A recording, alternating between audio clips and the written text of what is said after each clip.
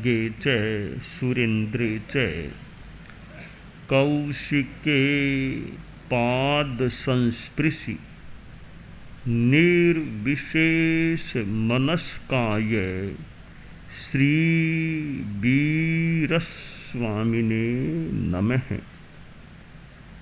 आर्हत वाङ्मय में कहा गया है, एगप्पमुहे आदमी जन्म लेता है, एक दिन अवसान को भी प्राप्त हो जाता है। एक उत्पद्यते तनुमानेक एव विपद्यते, एक एव ही कर्म चिनुते सैक कह फल मश्नुते। कि अकेला आदमी आता है, कर्म करता है, अकेला चला जाता है और कर्मों का फल भी भोगता है।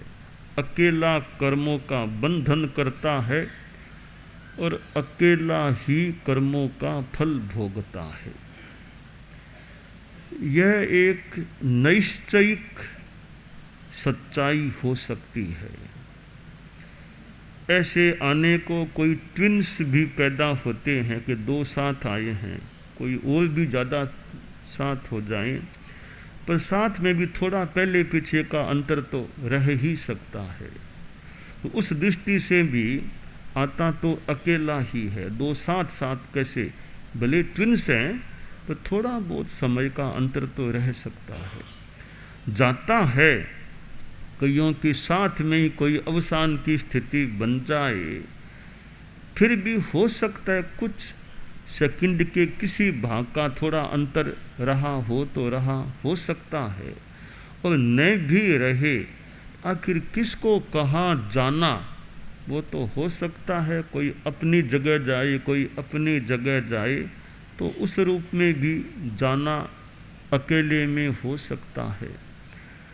तो यह एकत्व की बात है कि मैं अकेला हूँ। एकला चलो रे, एकला चलो रे, एकला चलो। साथियों के साथ चलना भी हो सकता है, और कोई साथी नहीं है या साथी की अपेक्षा नहीं है या साथी बनाने की भावना नहीं है, तो आदमी अकेला भी चल सकता है। आत्मा अकेली है, दूसरे साथ में हैं तो भी आत्मा अकेली है। मोह के कारण से हो सकता है आदमी मान ले वो मेरा, वो मेरा, वो भी मेरा, पर निश्चयिक सच्चाई यह हो सकती है कि वो मेरा यह सब व्यवहार है, निश्चय में मैं अकेला हूँ। और यह मेरापन है, ममत्व, मोह, यह आदमी को दुख की ओर ले जाने वाला बन सकता है। आदमी धन संपत्ति की दृष्टि से भी, प्रॉपर्टी धन के मेरा है, मेरा है, ठीक है, एक अपेक्षा से बात ठीक है, मेरा है, पर जहाँ ममत्व है, मोह है, आसक्ति है, उस भाषा में कोई सोचे।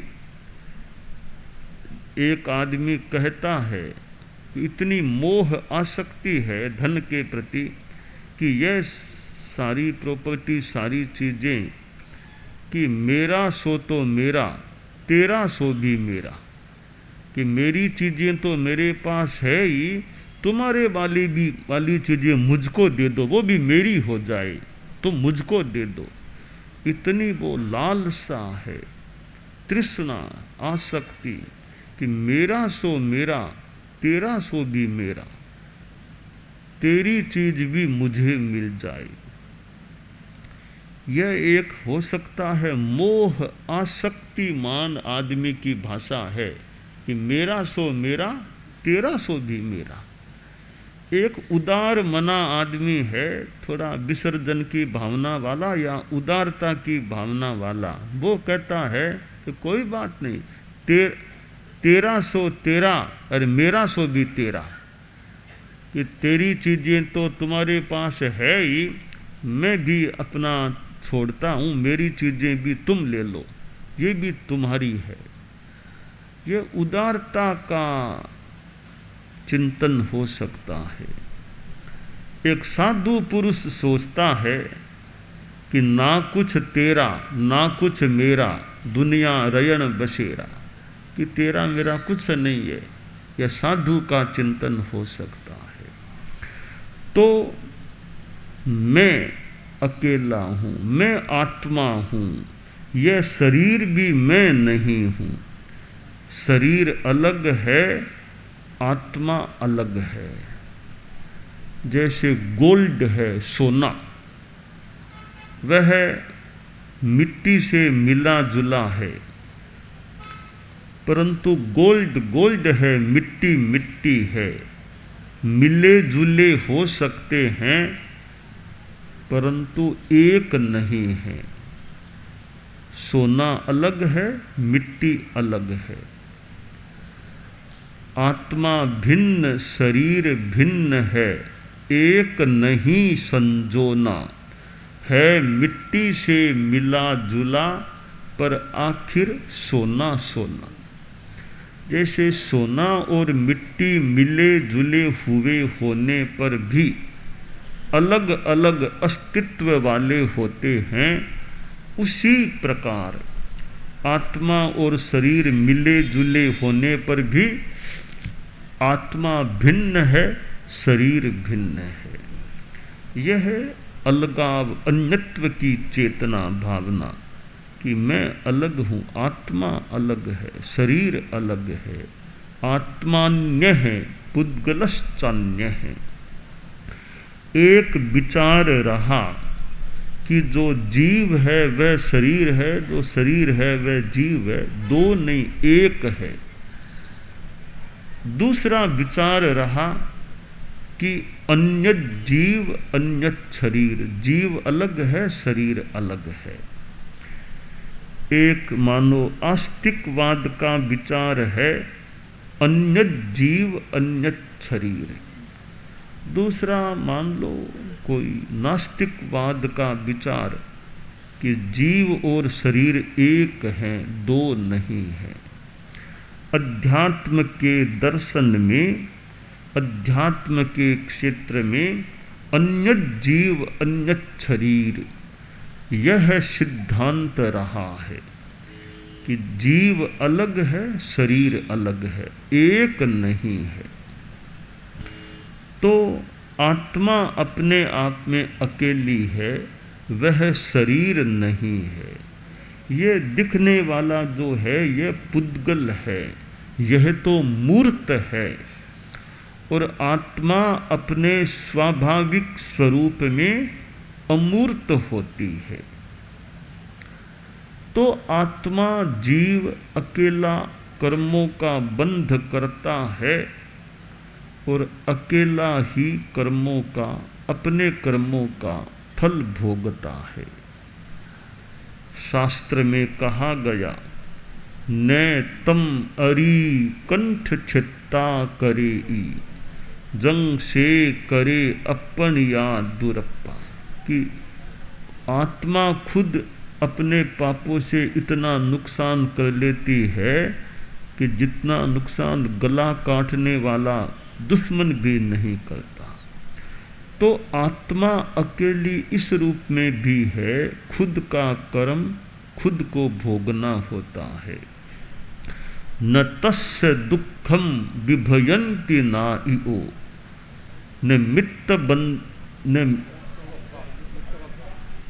निमित्त बग्गान सुयान बंधवा, एक्को स्वयं पच्चन हो ई दुखम कत्तार मेवम अनुजाइकम, कि आत्मा अकेली किस रूप में है कि जब खुद के पाप उदय में आता है तो ज्ञाति लोग हैं लागती पागती के, वो भी दुख को बटा नहीं सकते। वो बड़े खुद दुखी हैं कि हमारा प्रिय आदमी कष्ट में है, पर वो आंखों में आंसू ला रहे हैं, पर बीमार के दुख को बता नहीं पा रहे हैं।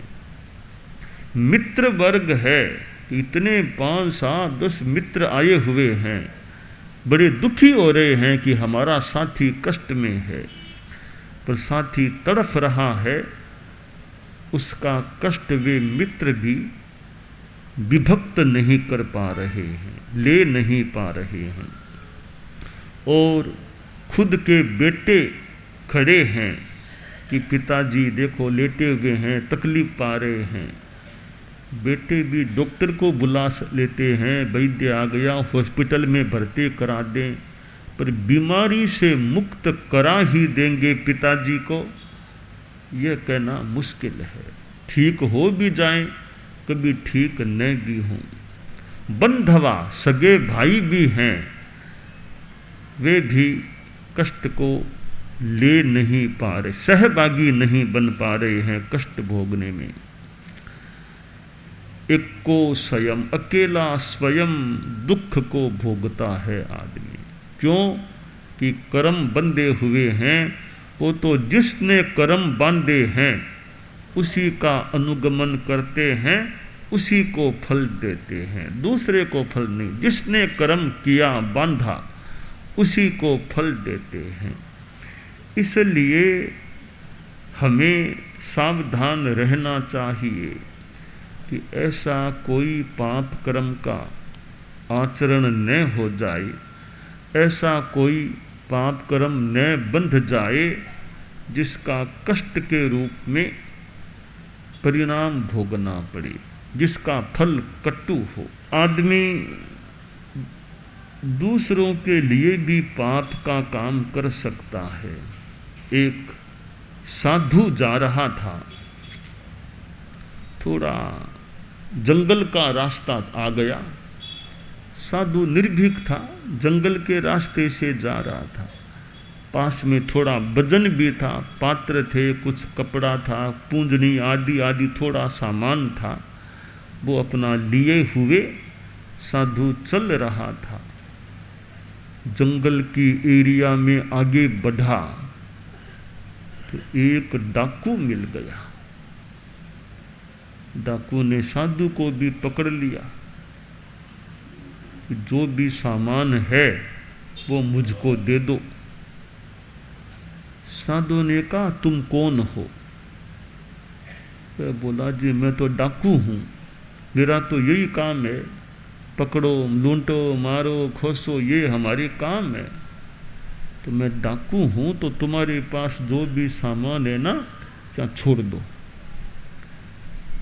साधु ने कहा रे मैं साधु हूँ, मेरे पास कोई रुपया पैसा कुछ नहीं है, अपरिग्रह का व्रत महाव्रत ले रखा है, तो मैं क्या दूंगा? तो ये है ना ये पात्र ये छोड़ दो मेरे पास। अभी ये तो मेरी थोड़ी सी चीज़ें भिक्षा में और में कुछ ओढ़ने में थोड़ी सी चीज़ें हैं, तो नहीं रख दो ये पात्रा छोड़ दो। भी पात्रा क्या करोगे? तो मेरी गाय भैंस के काम आ जाएगा, उसको बांटा वो डालने में कहीं रखने में घास फूस में काम आ जाएगा, इतना बड़ा पात्रा है छोड़ दो यहाँ पर। तो और कई थोड़े बहुत कपड़े हैं ना यही छोड़ दो, मेरे बच्चों के कोई काम आ जाएंगे थोड़े।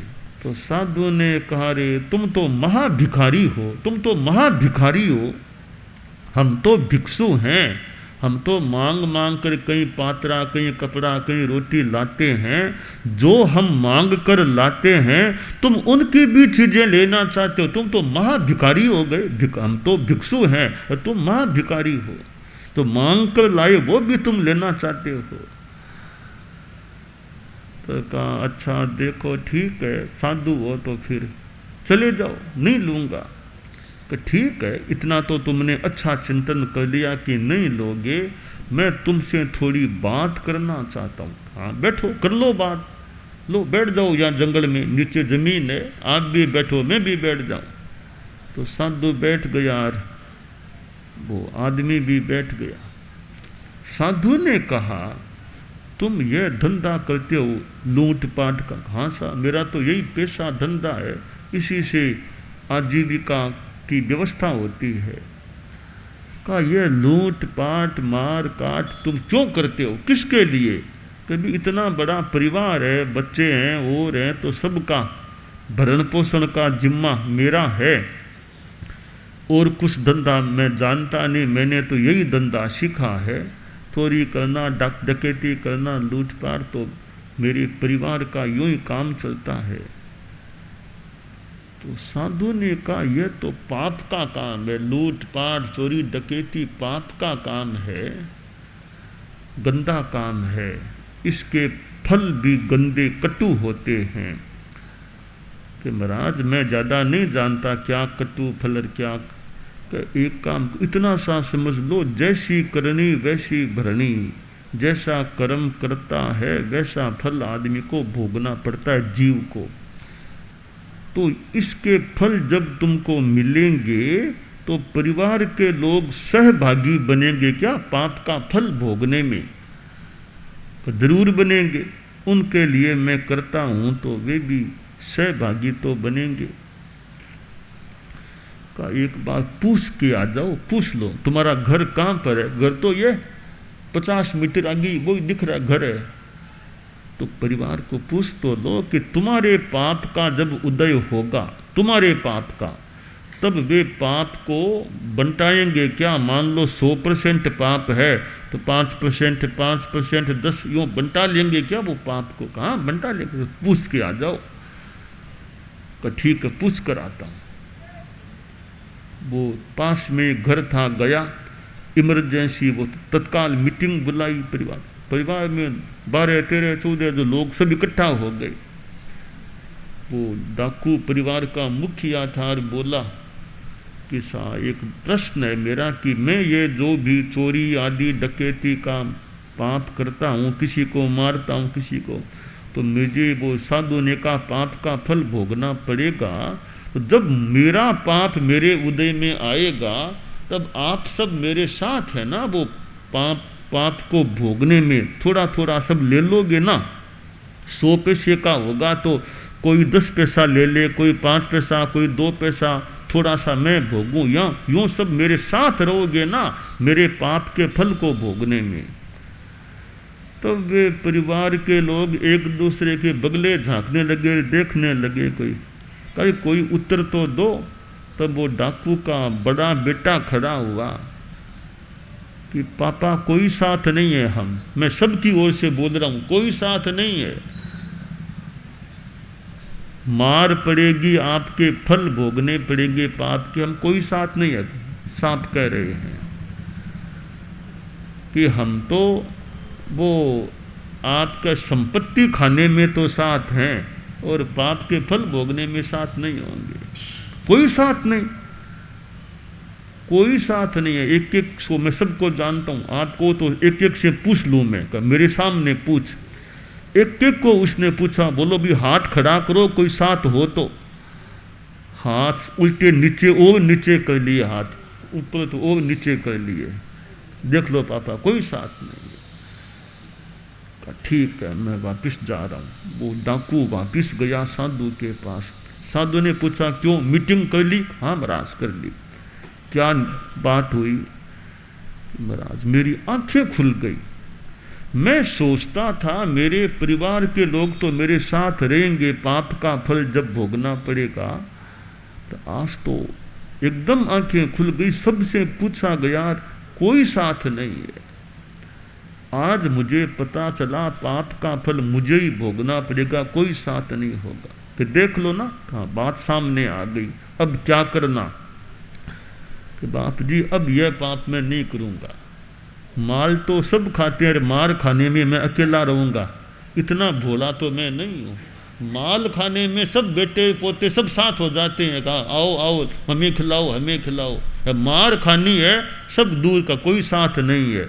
इतना भोला मैं भी नहीं हूँ कि माल तो सबको खिलाऊं और मार मैं अकेला खाऊंगा। तो बोल क्या करना? त्याग कर चोरी डकैती का। बाबा त्याग कराओ मुझे, कभी जिंदगी भर का त्याग कराओ, कभी चोरी डकैती नहीं करना। साधु ने त्याग करा दिया। कि और तो क्या बाबा, मुझे भी बाबा बना लो, मुझे भी साधु ही बना दो। वैराग्य आ गया अब तो। तो यह अकेलापन है कि अकेला कर्म बांधता है और अकेले को भोगना होता है, दूसरा कोई साथी नहीं है।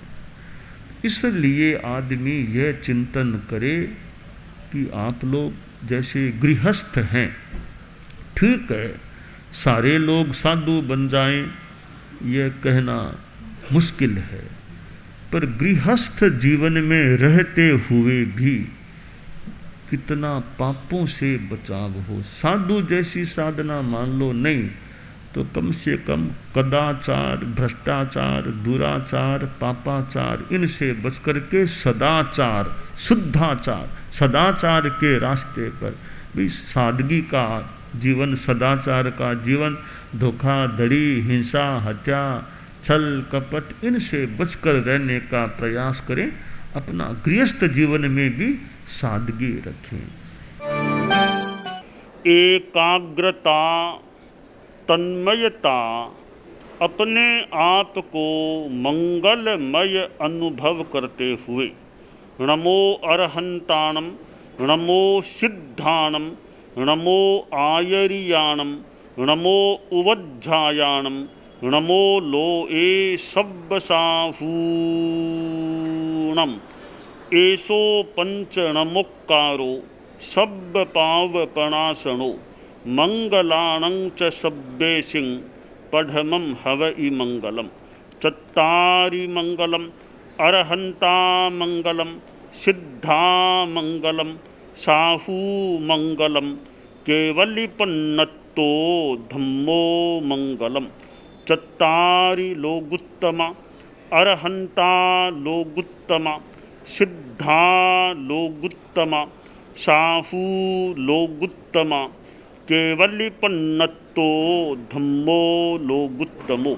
चत्तारि शरणं पवज्जामि, अरहन्ते शरणं पवज्जामि, सिद्धे शरणं पवज्जामि, साहू शरणं पवज्जामि, केवलिपन्नत्तं धम्मं शरणं पवज्जामि।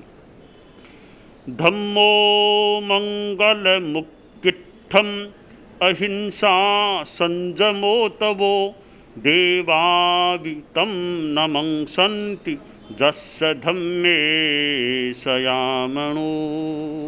च इत्ता भारहं वासं चक्रवट्टी महिद्धिओ, सन्ति सन्ति करे लोए पत्तो गइमणुत्तरम्। देव दानव गंधर्वा जख रक्षस किन्नरा, बंभयारिं नमंसन्ति दुक्करं जे करन्ति तम्। मंगलम भगवान् वीरो, मंगलम गौतमो गणी, मंगलम स्थूलभद्राद्यः जैन धर्मोस्तु मंगलम। मंगलम मतिमान् भिक्षुः, मंगलम भारमल्लकः, मंगलम रायचन्द्राद्या, मंगलम तुलसी गुरुः, महाप्रज्ञोस्तु मंगलम। तेरा पंथोस्तु मंगलम। विघ्न हरण मंगल करण, स्वामी भिक्षुनो नाम। गुण ओळख समरण किया, सर अचिंत्या काम। विघ्न हरण मंगल करण, स्वामी भिक्षुनो नाम। गुण ओळख समरण किया, सर अचिंत्या काम। विघ्न हरण मंगल करण, स्वामी भिक्षुनो नाम। गुण ओळख समरण किया, सर अचिंत्या काम, सर अचिंत्या काम, सर अचिंत्या काम। एक दिवसीय त्याग आज आज के लिए धारणानुसार त्याग है।